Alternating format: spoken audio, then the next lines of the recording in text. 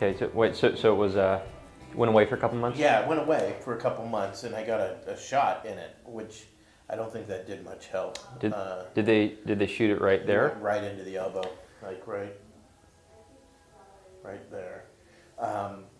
But if I lift, the stones, right? So I'm gripping, and it's a lot of finger tension, which is then go play golf. It just gets inflamed like within 24 hours, and then I can't. It's that movement that's just. So what is it? Does it feel like weakness, or does it feel like? It's weakness, but it's. I can separate it. I mean, it's right there.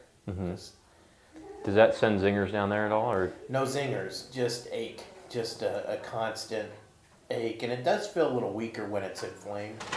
I mean, I can't. So then I have to take a few days off because I can't grip anything. Right. Other than my keyboard and phone, but it's. Okay. But no clubs.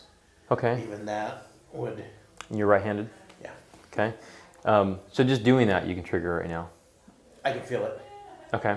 And I feel that right there. Okay. So when you have stuff down here, does it go to all the fingers? Does it only back of the hand? Like you said, it was like an ache. It is an ache. It's just a complete ache from here to here. Okay. Not in my fingers though. Just right there. Yeah, and it's all forearm based. I mean, that's where the ache is coming from. Well, so here's what I'm thinking on this, because last time we did tissue work into here, and Right. I know we did it a bit in the past, and I haven't really evaled too much of up here. And over the last couple months, there's some stuff that have been really helpful, and it's simple, easy stuff. You think it's my shoulder? Well, so I know you've had a lot of other stuff, right? Right. Was that your labrum? That was a labrum. Rotator. Neck, shoulder, or neck upper trap tightness at all, or is that No, everything's fine. okay? Past neck issues, numbness in the hand. Oh. Okay.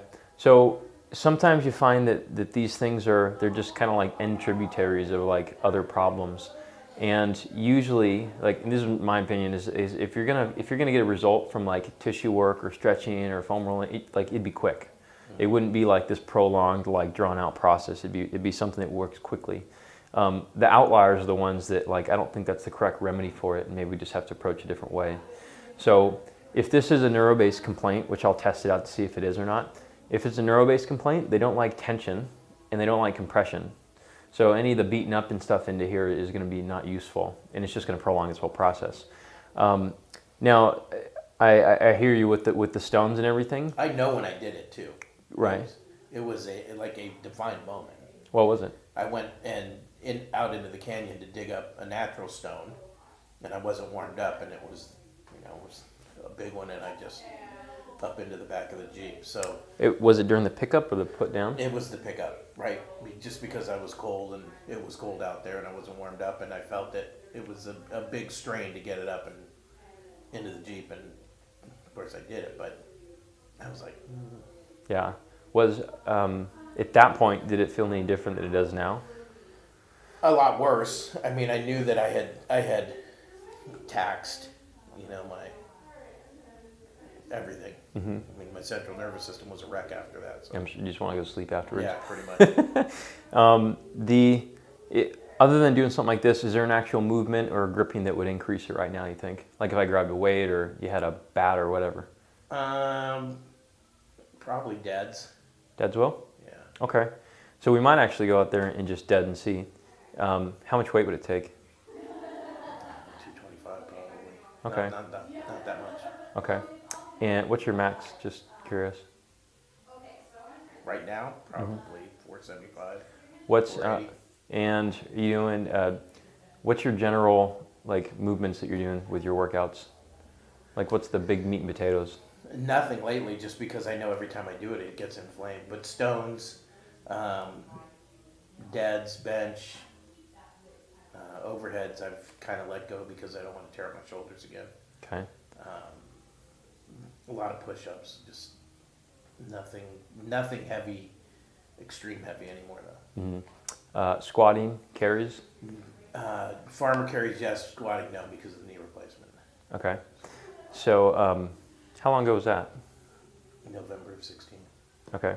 So I might investigate some of your programming too, just to see, because I think when there's these little gaps in here, I think we can, with this, if it is a neuro-based complaint, and again, I'll clean that up and test it just to see, but if it is a neuro-based complaint, all we got to do is just unpressurize the nerve or increase tension or decrease tension in the local spot, because sometimes like when the nerves are a little bit irritated, even just minor compression of the muscle surrounding it piss it off enough.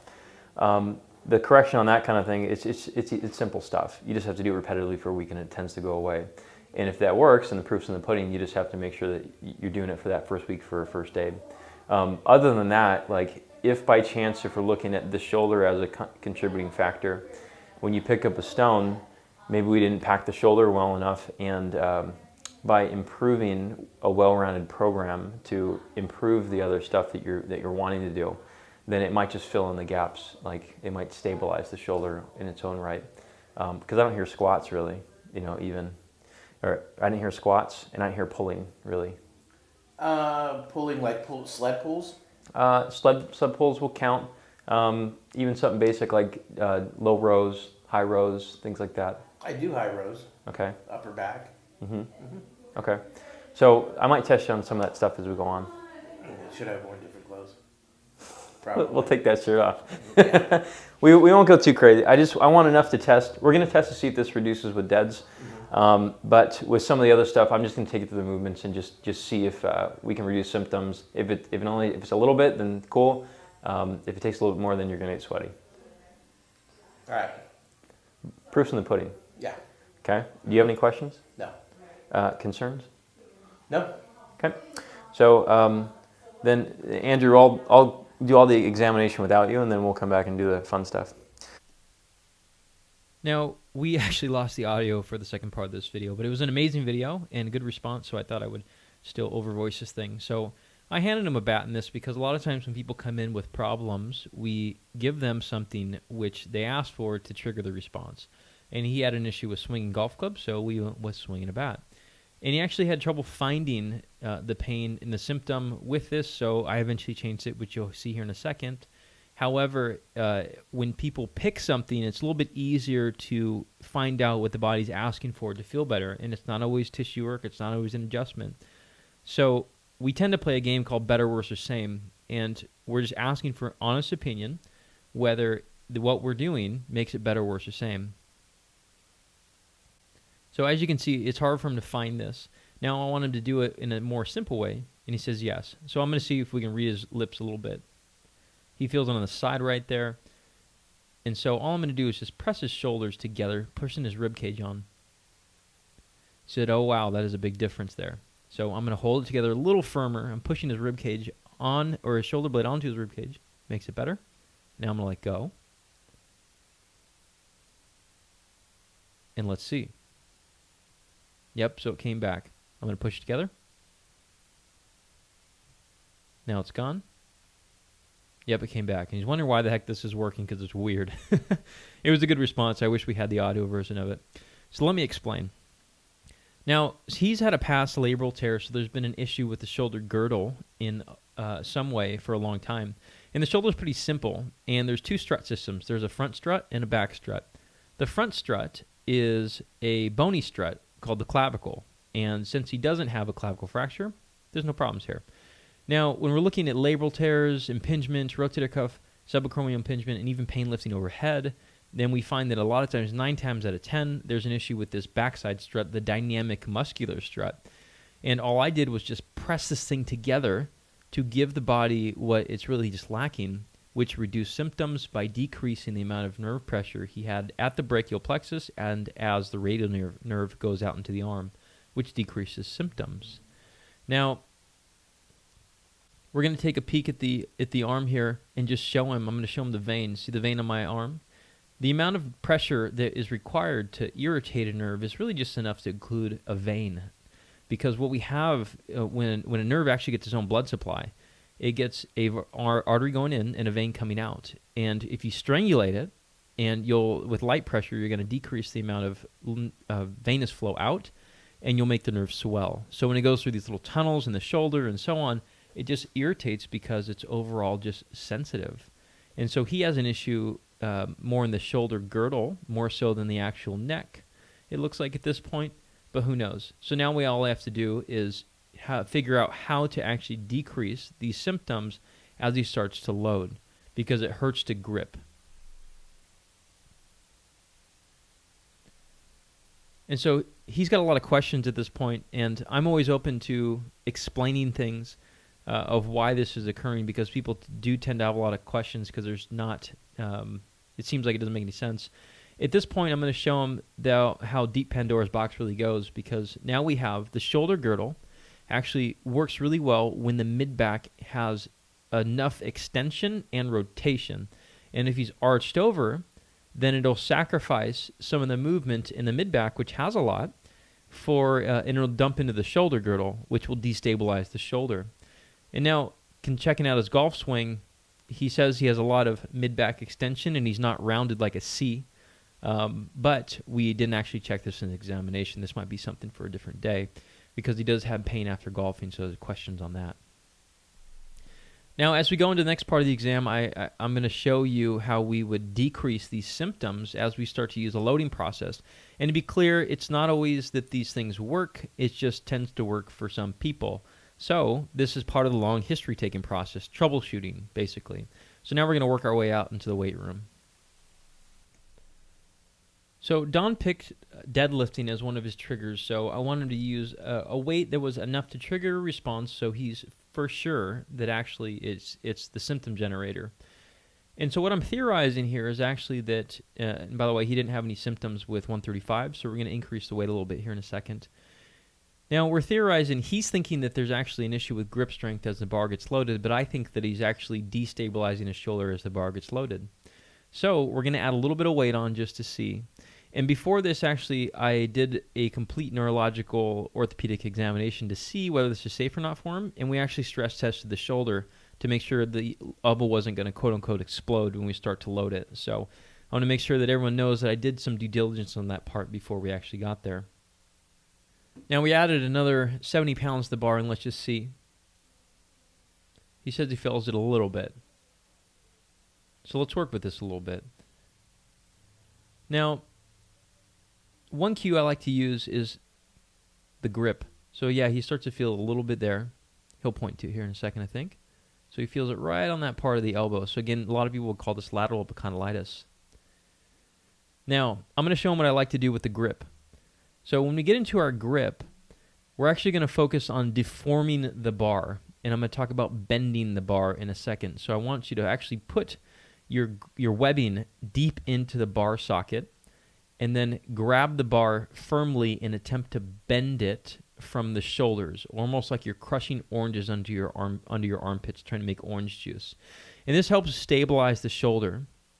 And as we start to pull the weight, I want him to tension super hard by bending the bar and turning the floor before he actually starts to come up off the ground. And what I'm looking for is to improve the shoulder stability as he starts to load the hand. So I'm going to slap him a couple times here as a tactile cue, and I see that he's a little loose on the grips. Grip is actually a really therapeutic thing to teach if needed. So again, in testing, if anyone's looking to have this examination done on them, I typically take them to the safe points. This is a bit of weight, but he asked to do this weight. Again, tapping, tapping, tapping, stiffen, stiffen, stiffen. So he says, yeah, that's a lot better. At this point, when he's touching his hand, he's talking a little bit about a difference of grip strength, or a difference of grip contact. So he's used to a different type of grip because he's been a little bit more loose with his hands. So I'll talk a little bit later about that as well. Now, since that worked a lot with him, he's surprised, okay? And we're going to use a couple different exercises here just to reinforce that shoulder girdle strength or stiffness, which is therapeutic in his case. So one of them I like to do is, I call it starfishing. It's like you're an angry starfish on the ground. I've done a YouTube video on this as well in regards to an ulnar neuropathy or a radial nerve issue of numbness in the fingers. So the first step is lay on the floor and stick your hands down to the floor like you're an angry starfish, a little bit down at a 45-degree angle. I like to have people's palms up because it helps out with a couple things. And in this case, I'm going to tell him, I think I told him, if I lift your hands up off the ground, then I'm going to keep your watch. So there's a good external cue with it. So I'm going to attempt to pull him up really hard, and he has about 10 seconds to gas himself out, sticking himself to the floor like a starfish or a mollusk which has been attempted to be pulled off the floor. And during the meantime, I'm asking if this is painful or not. You see on his face there's a lot of effort, but there's no pain with this. He does point to his tricep a little bit because he's using that a little bit there, so he's shaking it out.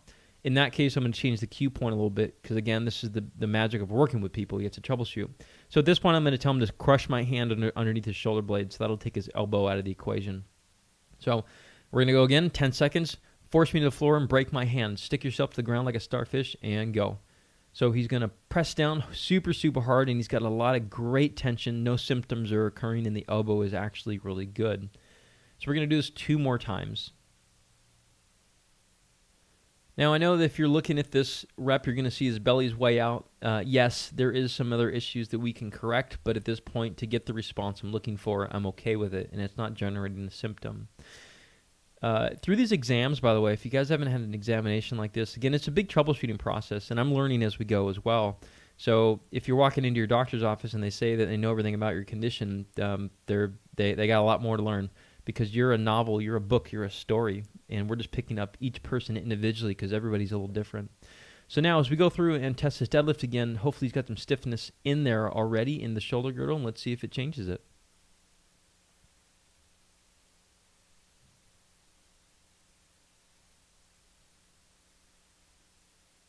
Now, in case you're seeing these falling over, I don't know why yet. I didn't examine that yet, but I might on repeated visits.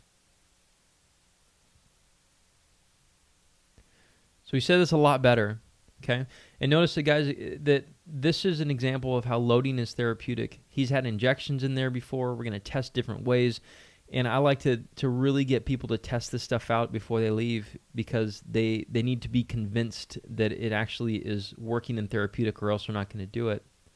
So he's going to test every way that he's ever been able to trigger it. And when it works, we found that there's an area of the body that's really asking to be challenged to offload another structure which you came in with. In this case, it's a nerve issue that's irritating a section of the elbow, which is then protecting the nerve. The muscles of the area are protecting the nerve because the nerve will not grow back if it gets torn off. Now, after doing all that stuff, again, I like to retest just to make sure it's working. And you can see we're having fun and it's lighthearted, and there's no major pain with this. And he's pleasantly surprised that this has gotten better. And now, not all cases go like this. Again, I need to reiterate that some cases do require a little bit more first aid and don't get to load immediately. In this case, Don was he was a great example of how loading can be therapeutic, and there's little gaps in his conditioning which are affecting how his nerve is actually functioning and telling him what to feel and so on. So if you guys are interested in being examined like this, I am in Huntington Beach, California. So we do have people drive quite a long ways and even fly in at times to be assessed like this. So it takes about an hour and a half or sometimes longer. So be aware that the prices are going to be higher than most places that you encounter, but there's a reason we get to go through this entire process here. And if you're an active person looking to get back to an active lifestyle, this is going to be the perfect thing for you. It's really hard to find someone to do this type of thing with you. So reach out. I'll put a link in the description. And I'm sorry, when the videos come out again with a different person, we'll make sure the audio is in there. So we'll talk to you guys soon. See you next week.